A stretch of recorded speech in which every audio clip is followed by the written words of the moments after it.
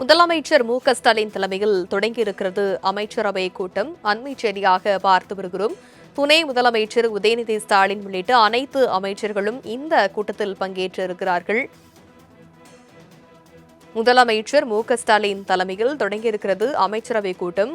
18 தொழில் நிறுவனங்களுக்கு விரிவாக்கம் உள்ளிட்ட பல்வேறு விவகாரங்கள் குறித்து இந்த கூட்டத்தில் ஆலோசிக்கப்பட இருக்கிறது. அண்மை செய்தியாக பார்த்து வருகிறோம். முதலமைச்சர் மு.க.ஸ்டாலின் தலைமையில் அமைச்சரவை கூட்டமானது தொடங்கியிருக்கிறது. இதில் துணை முதலமைச்சர், அனைத்து துறை சார்ந்த அமைச்சர்கள் உள்ளிட்ட அதிகாரிகளும் பங்கேற்றிருக்கிறார்கள்.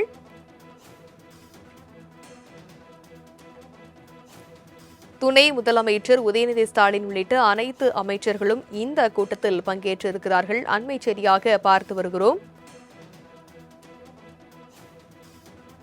முதலமைச்சர் மு.க.ஸ்டாலின் தலைமையில் அமைச்சர்கள் கூட்டமானது தொடங்கியிருக்கிறது. விவரங்களை செய்தியாளர் நந்தினி விவரிக்க கேட்கலாம். வணக்கம் நந்தினி, இந்த அமைச்சரவை கூட்டத்தில் என்னென்ன விஷயங்கள் குறித்து ஆலோசிக்கப்பட இருக்கிறது? அமைச்சரவை கூட்டம் தமிழ்நாடு முதலமைச்சர் மு.க.ஸ்டாலின் தலைமையில் சென்னை தலைமைச் செயலகத்தில் தற்போது தொடங்கியிருக்கிறது. சுமார் 18 தொழில் நிறுவனங்களுக்கு விரிவாக்கம், முதலீடு, சலுகைகள் குறித்து அமைச்சரவை கூட்டத்தில் ஆலோசிக்கப்பட்டு முக்கிய முடிவுகள் எடுக்கப்பட இருக்கிறது. தமிழக சட்டப்பேரவை கூட்டத்தொடர் கடந்த மாதம் ஜனவரி 20ஆம் தேதி ஆளுநர் உரையுடன் தொடங்கி 24ஆம் தேதி வரை நடைபெற்றது. இதைத் தொடர்ந்து தமிழக அரசு பட்ஜெட்டும் தாக்கல் செய்யப்பட வேண்டும். இந்த நிலையில்தான் ஏப்ரல் மாதம் சட்டசபை தேர்தல் நடைபெற இருக்கக்கூடிய நிலையில் தற்போது சட்டசபையில் இடைக்கால பட்ஜெட் மட்டுமே தமிழ்நாடு அரசின் தரப்பில் தாக்கல் செய்யப்படும். இதன்படி இடைக்கால பட்ஜெட் தொடர்பாக ஆலோசனை மேற்கொள்வதற்காக சென்னை தலைமைச் செயலகத்தில் தமிழ்நாடு முதலமைச்சர் மு.க.ஸ்டாலின் தலைமையில் அமைச்சரவை கூட்டம் நடைபெற இருக்கிறது. சரியாக 12 மணி அளவில் தொடங்கிய இந்த அமைச்சரவை கூட்டத்தில் துணை முதலமைச்சர் உள்ளிட்ட அனைத்து அமைச்சர்களும் பங்கேற்றிருக்கிறார்கள்.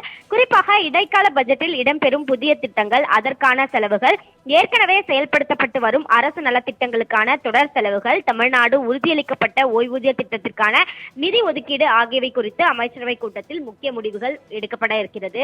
அது மட்டுமல்லாமல் சுமார் 18 தொழில் நிறுவனங்களுக்கு விரிவாக்கம், முதலீடு, சலுகைகள் குறித்தும் அமைச்சரவை கூட்டத்தில் ஒப்புதல் வழங்கப்பட இருப்பதாக தகவல் என்பது வெளியாகி இருக்கிறது. அமைச்சரவை கூட்டத்திற்கு பிறகாக அமைச்சர்கள் செய்தியாளர் சந்திப்பின் போது இது தொடர்பான விரிவான விளக்கம் அளிப்பார்கள் எனவும் தெரிவிக்கப்பட்டிருக்கிறது. அந்த வகையில்தான் தமிழக அமைச்சரவை கூட்டம் முதலமைச்சர் மு.க.ஸ்டாலின் தலைமையில் தொடங்கி நடைபெற்று வருவது குறிப்பிடத்தக்கது.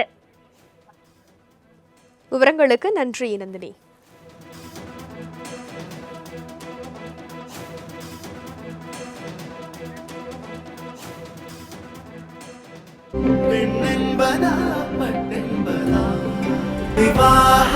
மணப்பெண்ணின் பிரத்யேகமான திருமணம் விவாஹா தி சென்னை சில்க்ஸ்.